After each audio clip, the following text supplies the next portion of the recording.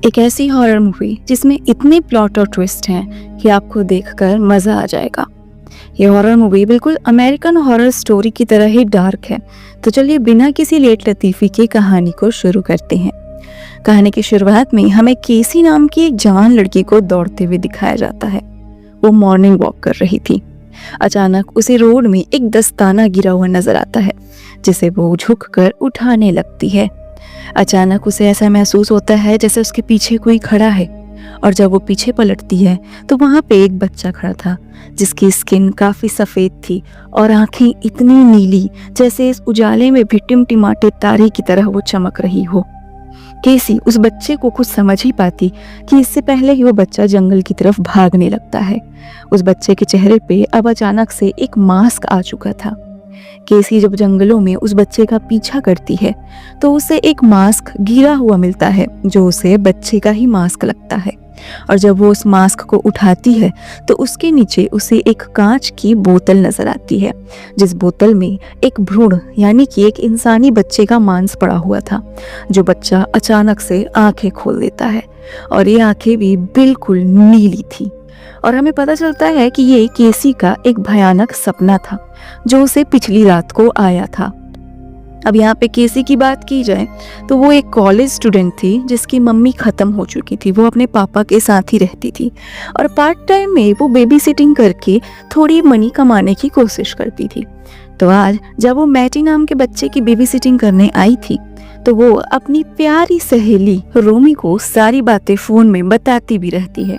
अब यहाँ पे रोमी की बात की जाए तो वो केसी की बेस्ट फ्रेंड थी, लेकिन काफ़ी ज़्यादा अंधविश्वासी थी। उसे इन सब सुपरस्टिशियल बातों पर बहुत ज़्यादा यकीन था। तो वो केसी को कहती है कि इस बुरे सपने का कोई ना कोई मतलब तो होना ही चाहिए। अब यहाँ पर हो सकता है कि तुमने सपने में जो बच्चा देखा है वो आने वाले किसी नए भविष्य या नई होने वाली चीज़ों के बारे में इंडिकेट कर रहा हो। अब ऐसे में केसी फ़ोन में बिजी थी कि उसे कुछ खड़बड़ाहट की आवाज़ आती है जो ऊपर के कमरे से आ रही थी। केसी ऊपर के कमरे में जाती है तो वो देखती है कि मैटी अपनी छोटी बहन को शीशा दिखा रहा था और कह रहा था कि मिरर दरवाजे होते हैं आने वाली एंटिटीज़ के लिए।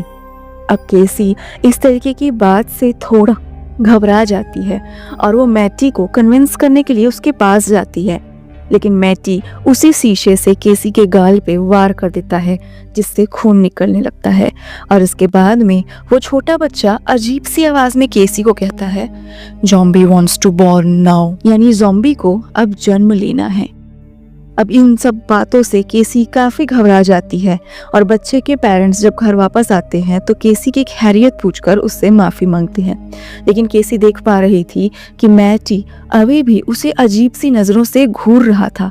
उस बच्चे के चेहरे में न मासूमियत थी, न आँखों में वैसा यूजुअल प्यार था जैसा मैटी के आँखों में हमेशा केसी को दिखता था। केसी अपने घर में जाती है जहां उसके पापा थे। अब वो अपने पापा से ज़्यादा कुछ बात तो नहीं करती है, लेकिन अपने बाथरूम में जाकर फ्रेश होने लगती है क्योंकि अब सोने का वक्त हो गया था। उसे अचानक से अपने बाथरूम की शीशे वाली अलमारी से फिर से कुछ खनकने और टनकने की आवाज़ आती है। वो दरवाजे को खोलकर भी देखती है पर अलमारी खाली थी, इसलिए वो बिना कुछ सोचे सो जाती है। आज का दिन काफ़ी हेक्टिक था, लेकिन उसके सोने के बाद हम महसूस कर पाते हैं कि वो शीशे वाली अलमारी फिर से बज रही है, जैसे उसके अंदर कोई बैठा है और खटखटा रहा है कि मुझे बाहर निकालो। अगली सुबह केसी अपने कॉलेज जाती है जहाँ पे उसका बॉयफ्रेंड मार्क था, उसकी प्यारी अंधविश्वासी फ्रेंड थी रोमी, और बाकी सब दोस्तों को कल रात का किस्सा बताती है। एज यूजुअल रोमी अपने अंधविश्वासी नेचर के कारण कहती है कि छोटे बच्चों को शीशा नहीं दिखाया जाता, ये एक बहुत बड़ा अपशगुन होता है। थोड़ी बहुत मस्ती मजाक और चिटचैट के बाद वो दोनों क्लास में जाते हैं, और क्लास में पता नहीं केसी को आज बहुत अजीब लग रहा था। केसी को ऐसा लग रहा था कि उसका टीचर लगातार कहते जा रहा है, zombie wants to born now. यहाँ तक कि ब्लैक बोर्ड में भी हर जगह बस यही लिखा था, zombie wants to born now. और केटी ने अपनी कॉपी में भी बदहवासी में बस यही चीज़ें लिखी थी कि zombie wants to born now. अब ये सब क्या था, केसी काफ़ी घबरा जाती है और क्लास को ही अधूरा छोड़कर भाग जाती है। खैर ये इंडिया होता तो केसी को बाहर घुटने टिकाकर या हाथ ऊपर खड़े कराकर रख देते, बट ये विदेश है, यहाँ क्लास में ऐसे खुलेआम बाहर निकल सकती हैं। वो बाथरूम में जाकर नहाने लगती है और आज उसकी तबीयत थोड़ी सी नासाज थी, उसे अच्छा नहीं लग रहा था और कुछ समझ भी नहीं आ रहा था कि ये सब उसके साथ अब अचानक से क्या होना शुरू हुआ है। जब वो बाथरूम से नहाकर बैठी रहती है तो ऑब्वियसली केसी की बेस्ट फ्रेंड रोमी उससे मिलने आती है, क्योंकि वो जानना चाहती थी कि केसी ऐसे अचानक क्लास से भागकर क्यों आ गई। और बातों ही बातों में रोमी नोटिस करती है कि केसी के आंखों का रंग बदल रहा है। अब इस बात से केसी भी घबरा जाती है, क्योंकि ये कोई नेचुरल फिनोमिना नहीं है ना। तो वो एज यूजुअल अपने बॉयफ्रेंड को पकड़कर हॉस्पिटल जाती है। हॉस्पिटल में डॉक्टर उसकी आंखों की बहुत सारी फोटोज लेता है और रिपोर्ट को बाद में दूंगा कह देता है। अब ऐसे में केसी और उसका बॉयफ्रेंड थोड़ा क्वालिटी टाइम सड़कों पर घूम घूम कर बिताने लगते हैं और केसी वो अच्छी खबर सुनाती है जो हर बॉयफ्रेंड सुनना चाहता है कि आज डैडी घर में नहीं है तो कुछ खेलकूद हो जाए। अब यहाँ पे उसका बॉयफ्रेंड भी काफ़ी खुश हो जाता है, कैसी भी खुश थी, लेकिन सड़क पर उसे वही नीली आंखों वाला भयानक बच्चा नजर आता है जो कि अगले ही पल गायब हो चुका था। इस चीज़ से केसी हल्का सा घबरा जाती है, लेकिन शाम को डिंग डोंग होने वाला था। तो अपने बॉयफ्रेंड के साथ एक अच्छा क्वालिटी टाइम बिताने के बाद केसी फिर से बाथरूम जाती है और फिर से उसे वही मिरर वाली अलमारी से खटखटाने की आवाज़ आती है। इस बार जब वो शेल्फ को खोलती है तो वही नीली आंखों वाला भयानक बच्चा उसे डरा देता है और केसी बदहवासी में बस जोर जोर से चिल्लाने लगती है। उस कमरे में उसका बॉयफ्रेंड भी आ जाता है और केसी को संभालने की कोशिश करता है, लेकिन भूत सिर्फ लड़कियों को दिखते हैं, लड़कों को नहीं। तो जब उसका बॉयफ्रेंड अलमारी को खोलता है तो अलमारी में कोई भी नहीं था। वो केसी को संभालता है और उसके बाद वो दोनों उस अलमारी को निकालकर सीधा छुपा देते हैं। यहाँ पर अगली सुबह केसी जब फिर से मॉर्निंग वॉक पे जाती है तो वो एक बहुत ही भयानक दृश्य देखती है। मैटी यानी जिस बच्चे की वो बेबी सिटिंग किया करती थी, उसके घर के बाहर पुलिस और एम्बुलेंस का तांता लगा हुआ था। पूछताछ में पता चलता है कि मेटी की छोटी बहन जिसे वो शीशा दिखा रहा था वो मर चुकी है। बेचारे बच्ची के माँ बाप का रो रो के बुरा हाल था, लेकिन अभी भी मैटी के चेहरे पे कोई एक्सप्रेशन नहीं था। इन सब घटनाओं से अब केसी काफी ज्यादा परेशान हो चुकी थी। वो अपने बॉयफ्रेंड से बात करती है, जहाँ वो अपने बॉयफ्रेंड को बताती है कि कैसे आखिरी दिनों में उसकी मम्मी जैसे पागल सी हो गई थी और उन्हें पागल खाने में डालना पड़ा था। उसकी मम्मी की भी आंखों का कलर, एक आंख नीला और एक आंख भूरा हो चुका था। वो हमेशा कुर्सी पे बैठे अपने हाथ में बंधे लाल धागे को ही पकड़ी रहती थी और बस खिड़की के कांच से बाहर देखती थी और खिड़की में उन्होंने एक विंड चाइम लगाकर रखा था। अब ये सब बारीक डिटेल आपको अभी समझ नहीं आएंगी दोस्तों, लेकिन सच मानिए हर एक डिटेल का बहुत ज्यादा इम्पोर्टेंस है। खैर केसी अब डॉक्टर के पास आती है क्योंकि उसकी आंखों की रिपोर्ट्स आ चुकी थी और जहाँ पे डॉक्टर बताता है कि उसकी भी आंखों का कलर धीरे धीरे चेंज हो रहा है, यानी उसकी एक आंख ब्राउन रहेगी पर दूसरी आंख धीरे धीरे नीली होती जा रही है।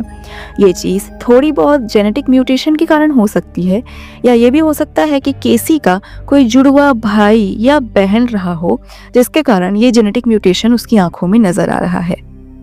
अब केसी को जहां तक याद था उसका कोई भी जुड़वा भाई या बहन नहीं थी, लेकिन फिर भी क्रॉस चेक करने के लिए वो अपने पापा के पास जाती है, जहां उसके पापा कंफर्म करते हैं कि हाँ उसका एक जुड़वा भाई भी पैदा होने वाला था, लेकिन वो कमजोर था और इस कारण वो मर गया। हाँ, उसकी मम्मी ने उस भाई का नाम ज़ॉम्बी रखा था। अब ये सुनते ही केसी के पैरों तले जमीन खिसक जाती है, क्योंकि ज़ॉम्बी ही तो वो नाम था ना जो अभी तक मेटी के मुंह से वो सुनती आ रही थी। Zombie wants to born now. तो ये कैसा शब्द था और ये सब क्या चीज थी, वो काफी ज्यादा घबरा जाती है। बहुत से सवाल थे जिसके जवाब उसे जानने थे, तो वो अपनी मम्मी के पुराने सामानों की खोजबीन शुरू करती है, जहां उसे कुछ वीडियो कैसेट, कुछ फोटोग्राफ और कुछ न्यूज आर्टिकल नजर आते हैं। उन न्यूज आर्टिकल में उसे सोफी काजमा नाम का एक नाम अंडरलाइन मिलता है। ऑब्वियसली केसी को लगता है कि सोफी काजमा के पास शायद कुछ सवालों के जवाब हो सकते हैं। इसी के साथ में उसे एक न्यूज कटिंग में सोफी काजमा की प्रेगनेंसी की फोटो भी नजर आती है, जिसमें वही नीली आंख वाला बच्चा जो आजकल केसी को दिखता है वो मिरर के रिफ्लेक्शन में दिख रहा था। अब इन सभी चीजों को लेकर अपनी बेस्ट फ्रेंड को पकड़कर वो जाती है सोफी से मिलने, जहाँ पे सोफी सरेआम इनकार करती है कि वो केसी इवन उसकी मम्मी तक को नहीं जानती है। और जब केसी वो न्यूज़ कटिंग्स और वो पेपर जिसमें उस नीली आंख वाले बच्चे की फ़ोटो थी उसे दिखाती है, तो जैसी सोफ़ी घबरा जाती है, उसके हाथ कांपने लगते हैं, ज़ुबान लड़खड़ाने लगती है और वो केसी को तुरंत अपने घर से भगा देती है। जानो वो बहुत कुछ जानती है पर उन बातों को केसी को बताने से डर रही है। अब इस बात से रोमी और केसी काफ़ी परेशान हो जाते हैं कि उस बुढ़िया ने उन्हें ऐसे क्यों भगा दिया। अब उनके पास और कोई क्लू नहीं था जिससे वो कुछ जान पाए, तो रात को केसी अपने बॉयफ्रेंड के साथ बैठकर उन वीडियो कैसेट्स को चलाने लगती है जो उसे अपनी मम्मी के पुराने सामानों में मिला था। लेकिन उन कैसेट्स में भी कुछ ऐसी जानकारी नहीं थी जो उनकी मदद कर पाए। इन सब चीज़ों से केसी का दिमाग अब खराब होने लगा था और एक अच्छे दोस्त और बॉयफ्रेंड होने के नाते उसके दोस्त उसे लेके जाते हैं एक क्लब में। नाच गाने और शोरगुल में शायद केसी खुद को भूल पाए, लेकिन इस क्लब की भीड़ में भी उसे वो नीली आंखों वाला बच्चा बार बार नजर आ रहा था। यार इस बच्चे को क्लब में किसने आने दिया, भगाओ इसको। लेकिन केसी उस बच्चे से इतना ज्यादा डर जाती है कि वो बाथरूम में जाती है और उल्टियां करने लगती है। उसे बाथरूम की दीवार में एक अजीब सी पेंटिंग नजर आती है जिसमें एक आंख बनी हुई थी और उसमें एक सेंटेंस लिखा था कि अंधों के साम्राज्य में एक काना ही राजा होता है। अब इस फोटो को केसी आंख गड़ा गड़ा कर देखने लगती है कि अचानक एक कीड़ा उसकी आंख से टकराता है और धीरे धीरे कीड़ों की बरसात होने लगती है उस छेद से। केसी घबराने लगती है, चिल्लाने लगती है, मदद के लिए पुकारने लगती है, पर बाथरूम में हर जगह गंदा पानी भी रिसने लगता है जिससे केसी भीगने लगती है। और अचानक बाथरूम के एक कैबिनेट से उसकी मम्मी निकलती है जैसे वो केसी से मदद मांगना चाह रही हो। और अचानक वहां पे केसी के बॉयफ्रेंड और रोमी आ जाते हैं। उन दोनों को ऑब्वियसली यहाँ पर कुछ नहीं दिखता क्योंकि भूत दोस्तों हमेशा टारगेट करके ही डराते हैं, बाकी लोगों को नहीं डराते।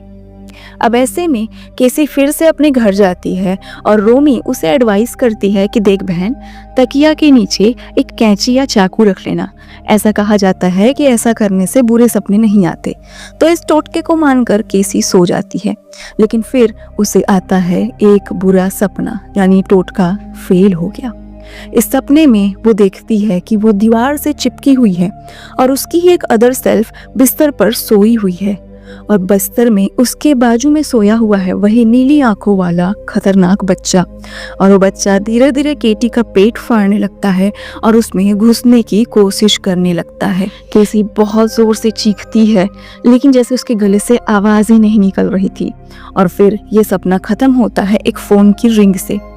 फोन की उस तरफ थी सोफी काजमा, वही खड़ूस बुढ़िया जो पिछली बार इन्हें भगा दी थी, और वो तुरंत केसी को मिलने के लिए बुलाती है।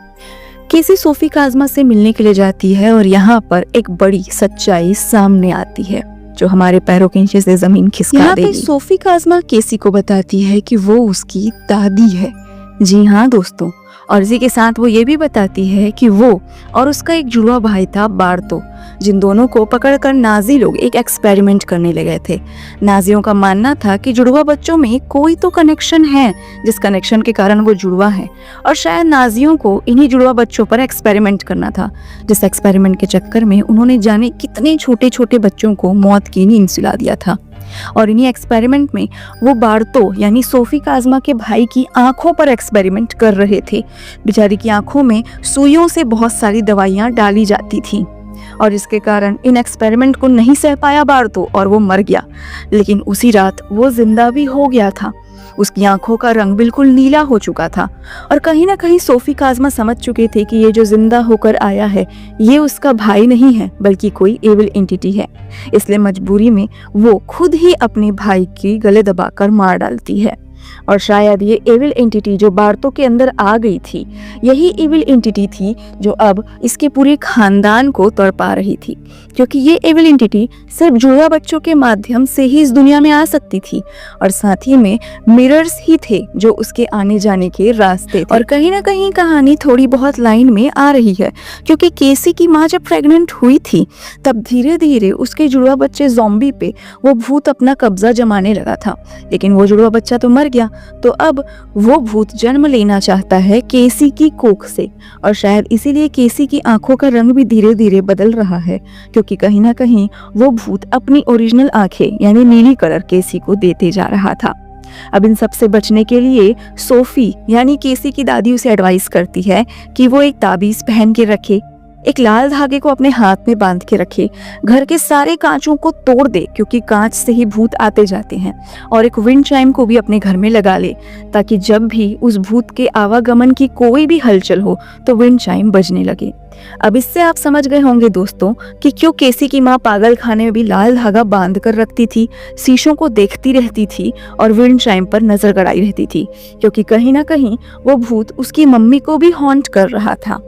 केसी अपनी दादी की बताई हुई चीजों के हिसाब से ही हर चीज करती है, और फिर उसकी दादी ने मंत्रों की एक किताब दी थी, जिस किताब को वो लेकर जाती है एक प्रोफेसर रब्बी के पास में। रब्बी केसी को अश्योर करता है कि वो इन मंत्रों को पढ़कर केसी को कुछ न कुछ अपडेट देगा। अब यहाँ पर एज यूजुअल रोमी अपनी बेस्ट फ्रेंड की मदद करने आती है, क्योंकि इन दिनों केसी के साथ कुछ भी अच्छा नहीं जा रहा था।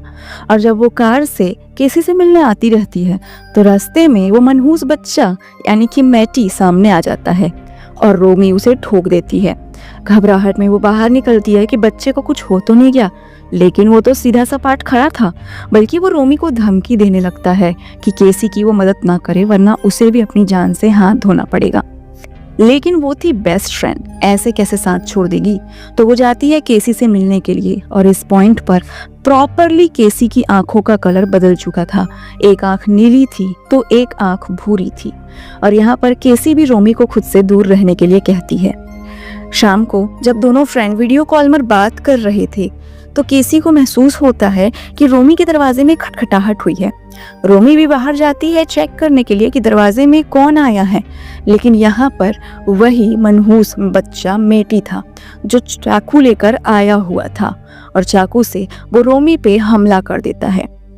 केसी को ऑब्वियसली एहसास हो चुका था कि रोमी के साथ कुछ गलत होने वाला है, इसलिए वो भी अपने बॉयफ्रेंड को लेकर उसकी मदद करने के लिए जाती है, जहाँ पर वो देखते हैं कि ऑलरेडी रोमी चाकू से घायल हो चुकी है और वो बच्चा मेटी इविल फॉर्म में है, उस पर जैसे किसी भूत का साया है। इसलिए वो कैसे भी इस सिचुएशन से बाहर निकलते हैं और रोमी को बचाने की कोशिश करते हैं। यहाँ पे केसी की दादी सोफी, उसकी भी उस भूत ने जान ले ली थी, इसलिए क्योंकि वो केसी की मदद कर रही है। और अब रब्बी प्रोफेसर यानी कि जो उस भाषा को ट्रांसलेट कर रहा था, उस पर भी एक उल्टे मुंह वाला कुत्ता हमला करता है, लेकिन खैर उसकी जान बच जाती है। रब्बी अगले ही दिन केसी से मिलने आता है और कहता है कि जल्दी से जल्दी उसे उसका एक्सॉर्सिज्म करना पड़ेगा। केसी ऑब्वियसली अपनी दादी की मौत से, इवन उसकी बेस्ट फ्रेंड पे हुए हमले से काफी ज्यादा घबरा चुकी थी, इसलिए वो एक्सॉर्सिज्म के लिए मान जाती है, क्योंकि यही अब आखिरी रास्ता था। और अब एक्सॉर्सिज्म की तैयारी भी होने लगती है। लेकिन दोस्तों, हॉरर मूवीज का रूल है कि जब भी एक्सॉर्सिज्म किया जाएगा तो आंधी तूफान आएंगे, भूत आपको मैनिपुलेट करने की कोशिश करेगा और यहाँ से वहाँ इसके शरीर से उसके शरीर में जा जाके शिफ्ट होकर आप पर हमला करेगा। तो सेम चीजें यहाँ भी होने लगती है।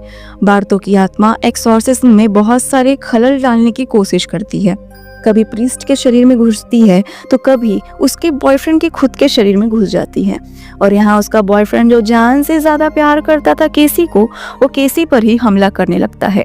बचाव में केसी अपने गले में पहने हुए लॉकेट से उसके गले पे वार करती है, जिससे काफी खून बहने लगता है।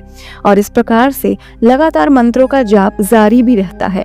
आखिरी मंत्र को केसी भी जोर जोर से पढ़ने लगती है ताकि इम्पैक्ट बहुत ज्यादा हो, और लास्ट में एक्सॉर्सिज्म कंप्लीट होता है।